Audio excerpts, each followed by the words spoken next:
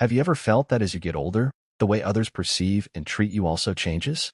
You may notice that some of your close friends have become distant, family members have become less patient, and even strangers are less friendly. It's not a pleasant feeling. It feels like you're being pushed aside, forgotten, when you still have so much to share, to live, and to contribute. Loneliness doesn't come immediately, but slowly creeps in through short conversations, less frequent phone calls, and even silences during family meals. However, there's a truth that few people realize. Sometimes the distance doesn't come entirely from others, but can partly come from ourselves.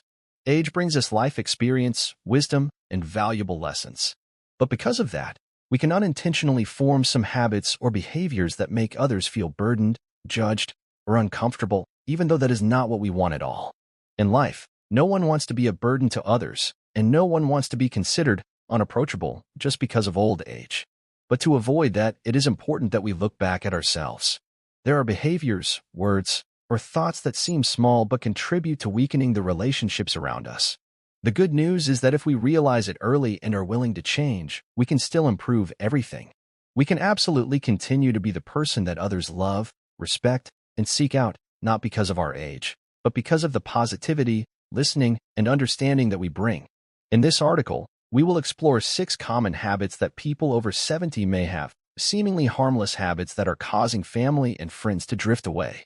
Most importantly, we will learn how to adjust them, so that we can maintain and develop close relationships, continue to live happily, healthily, and meaningfully in every remaining day.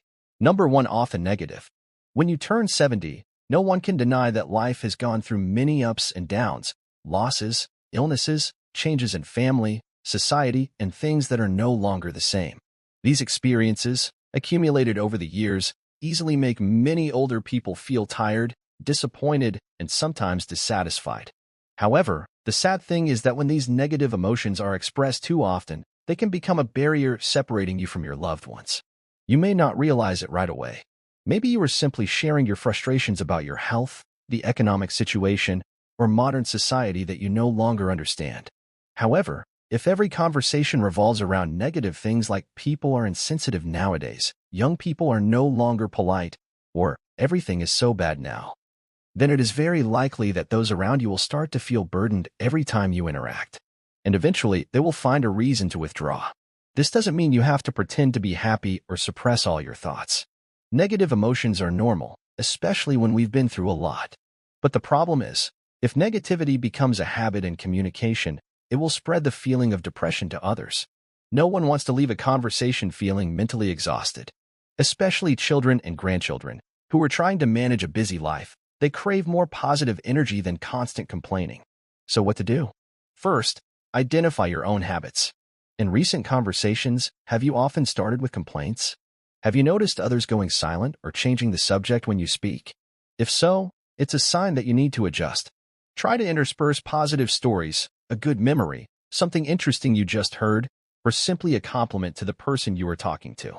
Sometimes, just a smile or a word of encouragement is enough to turn a normal meeting into something memorable. In addition, you can also find ways to release negative emotions in a healthier way, through writing a diary, chatting with friends of the same age, or participating in community groups. When those emotions are shared properly, you will feel more relieved, and you will not need to take it all out on your loved ones every time you meet.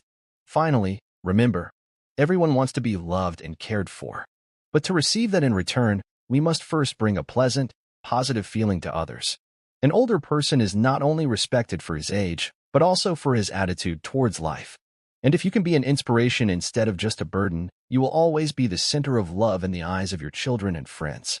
Number 2, giving unwanted advice. As we grow older, we accumulate a lifetime of wisdom, lessons learned through experience, mistakes we've witnessed, and challenges we've overcome.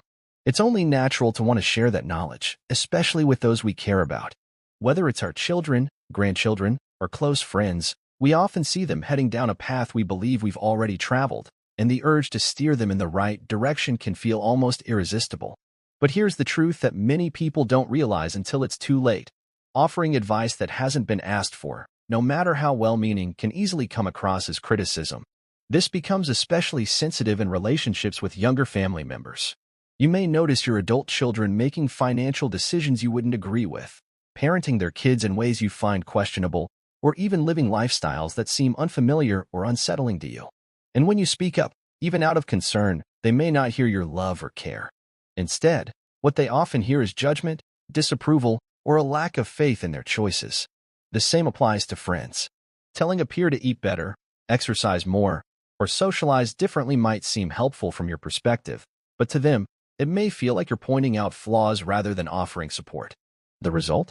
People begin to distance themselves, not because they don't love you, but because conversations with you begin to feel heavy, loaded with expectations or subtle corrections.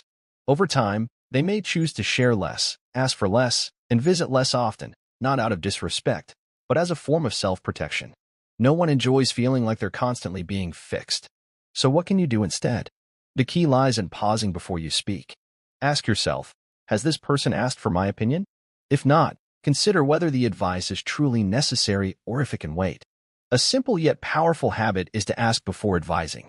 For example, instead of saying, "You really shouldn't spend money on that," try asking, "Would you like my thoughts on how I've handled similar situations?" If they say yes, then offer your insight. If they decline, respect that boundary. It's also helpful to shift from advice giving to active listening. People often just want to be heard and understood, not necessarily told what to do. When you become someone who listens without immediately offering a solution, you'll likely find that others feel more comfortable opening up to you. Ironically, the less you push advice, the more people may come to you for it. Another important mindset to adopt is humility. Even with all your life experience, you may not always have the right answer, especially in a world that's constantly changing. What worked decades ago may not apply now, and acknowledging that helps you stay connected rather than disconnected. Showing curiosity about their choices instead of questioning them can open up meaningful conversations rather than shutting them down. In the end, people avoid unsolicited advice not because they don't value your knowledge, but because they want to feel seen and accepted as they are. When you offer guidance gently, only when it's welcomed, you position yourself as a source of wisdom, not as a source of stress. And that small shift in approach can mean the difference between feeling isolated and being deeply cherished. Number 3, refusing to adapt to change. Change is an inevitable part of life. The world moves forward, technology evolves, societal norms shift, and the way people live, communicate, and connect transforms with every generation. For many older adults, however, adapting to these changes can feel overwhelming or even unnecessary.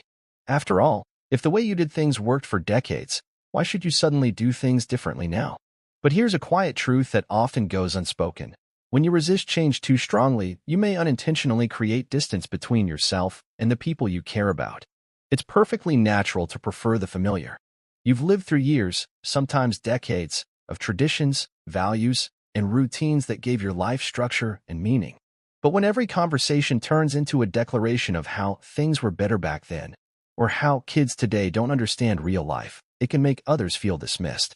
Especially younger people who are trying to share their own experiences and perspectives. It becomes harder for them to connect with you, not because they don't care, but because they feel like they're always being compared or corrected. Refusing to engage with the modern world also means you risk being unintentionally excluded. For example, if your grandchildren prefer texting or video chatting instead of phone calls, and you refuse to learn, they may stop reaching out, not out of disrespect, but simply because it's the only way they know how to communicate. If your friends are organizing events through social media and you refuse to use it, you might find yourself left out of the loop, not because they forgot you, but because they assumed you weren't interested. Even technology, as frustrating as it can be, is no longer a luxury. It's a connection to the world. Whether it's learning to use a smartphone, managing appointments online, or even just understanding digital payments, adapting doesn't mean you're abandoning the past. It means you're making room for the present. And in doing so, you're allowing others to stay close. So, what can you do instead of resisting? Stay curious. You don't have to love every new trend or follow every modern idea, but a willingness to ask questions, learn, and try even imperfectly can go a long way. The next time someone introduces you to something new, instead of saying, "That's ridiculous," try saying, "That's different, tell me more." This simple shift in attitude can turn a potential argument into a bonding moment. Being open to change also keeps your mind active and your spirit young. When you learn something new, no matter how small, you reinforce to yourself and others that you're still growing, not stuck. That energy is contagious. People of all ages are drawn to those who are adaptable, who laugh at their mistakes, and who are willing to try, even if they're not perfect at it. Ultimately, refusing to adapt doesn't preserve the past, it isolates you from the present. But when you embrace change, even slowly, you send a powerful message that you're still engaged, still relevant, and still connected to the people around you. And in doing so, you ensure that relationships stay strong, conversations stay meaningful, and your presence continues to be welcomed, not just out of obligation, but out of genuine love and joy. Number 4, expecting too much from others without giving back. As we age, it's natural to rely more on the people around us, family, friends, neighbors, or even caregivers. Whether it's help with errands, emotional support, or just someone to talk to, these connections can become lifelines. But here's something important to reflect on. When we begin expecting more from others than we give in return, even unintentionally, it can slowly erode the very relationships we depend on. This imbalance often develops quietly. Maybe you expect your children to call you first, visit regularly, or help with appointments or chores. Perhaps you turn to a close friend when you need to talk, but rarely ask how they're feeling. Or maybe you've grown accustomed to others accommodating your needs without showing much appreciation. While these habits might feel harmless, over time, they can make others feel used or taken for granted. The truth is, people are usually happy to help when they feel respected and valued. But when they begin to feel that their efforts are expected rather than appreciated, resentment can start to grow. It's not about keeping score, but about maintaining a sense of mutual respect and care. Relationships thrive when both sides feel seen and supported, no matter the age or circumstance. This doesn't mean you shouldn't ask for help, far from it. But even small gestures of gratitude and thoughtfulness can go a long way in showing others that you value them. A warm thank you, a kind word, a genuine compliment, or even just remembering a birthday can make people feel that they matter to you, not just for what they do, but for who they are. Also, consider what you still have to offer. Wisdom, life experience, a listening ear, or even a little humor can be gifts in themselves. You don't have to be physically strong or financially independent to contribute meaningfully to someone's life. Sometimes, simply showing interest in another person's day or offering encouragement during their struggles can mean more than you realize. So how can you begin shifting the dynamic if it's become too one-sided? Start by reflecting on your recent interactions. Ask yourself, do I check in on others, or only wait for them to contact me? Do I show appreciation when someone does something kind for me? Do I give others space to share? Or do I focus only on my needs and experiences? Honest answers to these questions can help you reset the balance. Building and maintaining healthy relationships is a lifelong process. It doesn't stop when we reach a certain age. In fact, the need to nurture connections becomes even more important with time. No one wants to feel like a burden, and no one wants to be seen as an obligation. But when you make the effort to give, whether it's time, attention, or gratitude, you remind people why they love being around you. The bottom line is this: people don't pull away because they don't care. They pull away when they feel their efforts aren't recognized or reciprocated. But a little self-awareness, a little kindness, and a little giving can reignite those bonds. It reminds others that they're not just needed, they're valued. And when people feel valued, they're far more likely to stay close, support you, and share their lives with you, willingly and joyfully. Number 5, talking too much about the past. Memories are powerful. They carry our joys, our triumphs, and even our hardest lessons. They remind us of who we were and how far we've come. As we grow older, it's only natural to look back more often, to reflect on the good old days when life seemed simpler or more meaningful. But while reminiscing can be comforting, talking too much about the past, especially to the point where it dominates conversations, can unintentionally push people away. You might not even notice it happening. Maybe you share stories that are deeply meaningful to you, or repeat anecdotes that once made people laugh or taught a valuable lesson. But over time, if every conversation loops back to the same stories, or if every new topic gets compared to how things used to be, the people around you may begin to feel like they're talking to someone stuck in a different time. This can be especially true when engaging with younger generations, your children, grandchildren, or even younger friends. If they share something modern or exciting from their lives and are met with responses like, "back in my day," or "things were better before smartphones," it can feel dismissive. Even if your intention is to provide perspective or express nostalgia, it may come across as judgment or disinterest in their experiences. And it doesn't just affect younger people. Even peers and close friends might grow tired of hearing the same old stories repeated without anything new to share. When conversations become predictable or overly centered on the past, they can lose depth and engagement. People may begin to pull away, not out of disrespect, but because they crave connection in the present moment. So how do you strike a balance between honoring your past and staying connected in the now? Start by paying attention to the flow of your conversations. Are you listening as much as you're speaking? Are you showing interest in what others are experiencing today? Are you making room for their stories, opinions, and perspectives? If not, it might be time to shift the focus. Instead of always sharing a past experience, ask others about their lives. What's new at work? How are their hobbies going? What are their hopes or challenges right now? Let them know that their present matters just as much to you as your memories do. And when you do share from your past, keep it relevant. Tie it into the current conversation rather than steering it completely in a different direction. Most importantly, remember that life isn't over. It's still happening. There are still opportunities to create new memories, to try new things, and to connect meaningfully with those around you. When you show that you're present, open, and engaged, people naturally want to spend more time with you, not just to hear about who you were, but to enjoy who you still are. The bottom line is this: memories are meant to be cherished, not used as a substitute for meaningful connection. By balancing the past with curiosity about the present, you invite others to feel seen, heard, and valued. And in return, you get to continue being part of a shared, evolving story, one that includes laughter, learning, and love in every chapter, not just the ones already written. Number 6, not respecting personal boundaries. As we grow older, our relationships often become more meaningful. We cherish every moment spent with loved ones, especially as time feels more precious. However, one subtle yet common mistake that can unintentionally damage these relationships is not respecting personal boundaries. While the intention is often love, care, or concern, the way we express those feelings can sometimes come across as overbearing, invasive, or even controlling. For many older adults, it's natural to want to stay connected to family and friends, to check in often, offer advice, or remain involved in their lives. But this desire, when not balanced with respect for others' space and autonomy, can backfire.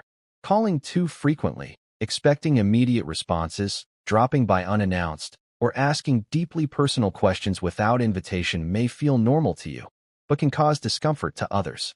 Imagine a grandchild who is juggling work, studies, and personal life. If every missed phone call is met with guilt or frustration, it may make them hesitant to reach out at all. Or consider a neighbor or friend who values their quiet time. If we consistently visit without asking or bring up private matters they'd rather keep to themselves, they may begin to withdraw. The more someone feels their space, emotional or physical, is being overlooked, the more likely they are to create distance.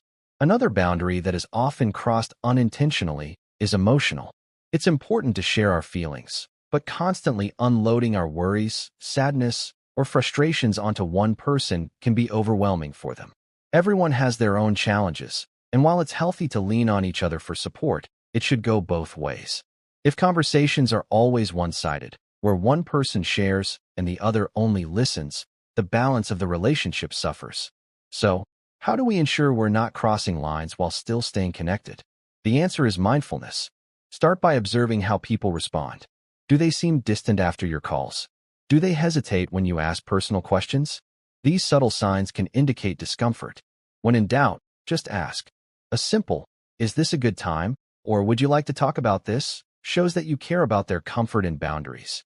It's also helpful to practice giving space without taking it personally. If a loved one doesn't answer the phone right away or needs some time alone, it doesn't mean they've stopped caring. It simply means they're managing their own life. And by respecting that, you show maturity and trust in the relationship. Equally important is being open when others set boundaries with you. If someone says they're too busy to talk or prefer not to discuss certain topics, honor that. It's not a rejection, it's a request for respect. When people feel safe with you, knowing their limits will be acknowledged, they're more likely to stay emotionally close. In the end, strong relationships thrive on mutual respect. By giving others the space they need, you allow love to grow freely instead of being forced. You show that your presence is a gift, not a demand. And when people feel respected and at ease around you, they'll naturally want to spend more time in your company, not out of obligation, but out of genuine affection. Number 7, overloading others emotionally. As we age, we carry with us a lifetime of experiences, joys, regrets, wisdom, and wounds. It's natural to want to share those feelings, especially with people we love and trust. In fact, expressing emotions is healthy and necessary. But sometimes, without realizing it, we can overwhelm others by sharing too much, too often, or in ways that make them feel responsible for our well-being. This emotional overload can place a heavy strain on even the strongest relationships. When we constantly talk about our worries, loneliness, health issues, or disappointments without balancing the conversation, we may unintentionally make others feel like they are carrying our burdens too. This is especially true when we rely on the same person, perhaps a child, a friend, or a spouse, for all our emotional support. They may feel helpless, emotionally drained, or even guilty for not being able to fix our problems. What begins as honest sharing can slowly become an emotional weight that they are not equipped to bear. Consider a daughter who is already juggling work, children, and her own stresses. If every phone call with her parent becomes a session filled with sadness, complaints, or emotional needs, she may begin to dread those calls, not because she doesn't care, but because she's overwhelmed. Or think of a friend who always listens to you, but never gets a chance to speak about their own challenges. Over time, they may feel invisible or unimportant in the relationship. This doesn't mean you should bottle up your feelings. Emotional honesty is vital, but it's equally important to recognize the emotional capacity of others. Just like you, they have their own lives, struggles, and emotional limits. If we don't consider that, our relationships can start to feel one-sided, and eventually, people may pull away, not out of rejection, but self-preservation. So, how can we share our emotions without overwhelming others? Start by being aware of how often and how deeply you're unloading. If every interaction turns into a venting session or focuses only on your pain, pause and reflect. Is this the right time? Is this the right person? Then, try to balance the conversation. Ask the other person how they are doing. Listen with care. Let them feel heard, too. It's also helpful to explore other outlets for emotional expression. Journaling, joining support groups, speaking to a counselor, or engaging in spiritual practices can all provide healthy ways to process feelings without placing the entire emotional weight on one or two people. Sharing joy, gratitude, and lighthearted moments also helps create balance and warmth in relationships, reminding others that they're not only there to absorb pain, but to share in life's brighter moments as well. Sometimes, simply acknowledging your own emotions aloud, without expecting the listener to fix them, can be healing. Phrases like, "I just needed to share this," or "You don't need to respond. I just needed someone to hear me," can reduce pressure and make the listener feel more at ease. In the end, relationships thrive when both people feel emotionally safe and supported. When we take responsibility for our emotions, share with care, and make room for others' feelings, we create stronger, deeper, and more compassionate connections. Being emotionally open doesn't mean pouring everything out all the time. It means knowing when to speak, when to listen, and when to hold space for one another. Number 8, trying to control others' decisions. With age comes wisdom, and often, the desire to help others avoid mistakes we've made ourselves. We've lived through countless decisions, watched trends come and go, and gained valuable insights from our victories and our regrets. Naturally, when we see loved ones making choices that seem risky, unwise, or unfamiliar, we feel a strong urge to intervene. It comes from a place of love and concern, but when that concern starts to look and feel like control, it can quietly drive a wedge between us and the people we care about most. Trying to steer other people's decisions, whether it's how they raise their children, manage their money, choose their careers, or live their personal lives, can be seen as intrusive, even if it's meant with the best intentions. Adult children, in particular, often want to feel trusted to make their own choices. When they sense that their parent is trying to run the show, they might start distancing themselves. What begins as well-meaning advice can feel like judgment, and what's intended as protection can be perceived as a lack of faith in their abilities. This dynamic isn't limited to children. It can show up in friendships too. If every conversation turns into a correction, "You shouldn't do that. That's not how I'd handle it. You're making a mistake," people may start to feel criticized rather than supported. Even when we think we're just being helpful, others might interpret it as an attempt to control their lives, stripping away their autonomy and confidence. So, why does this happen more frequently with age? Often, it stems from experience and the deep desire to feel useful, needed, and connected. We want our voices to matter. But it's important to remember that respect goes both ways.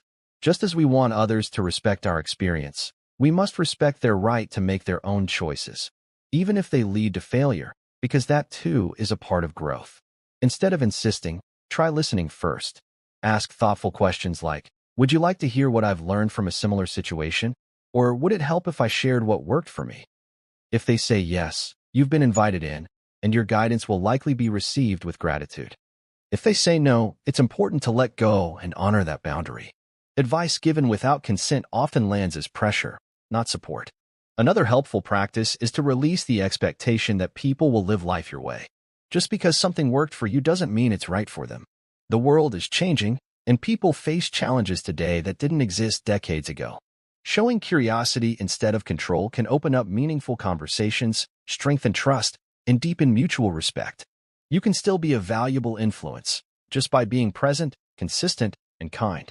When people know they can come to you without fear of being corrected or told what to do, they'll be more likely to seek your wisdom on their own. And when they do, you'll be offering guidance from a place of mutual respect, not control. The truth is, no one wants to feel like they're being managed. But everyone wants to feel heard, understood, and supported. By shifting from control to compassion, from direction to dialogue, you ensure that your relationships grow richer, not more strained, as time goes on.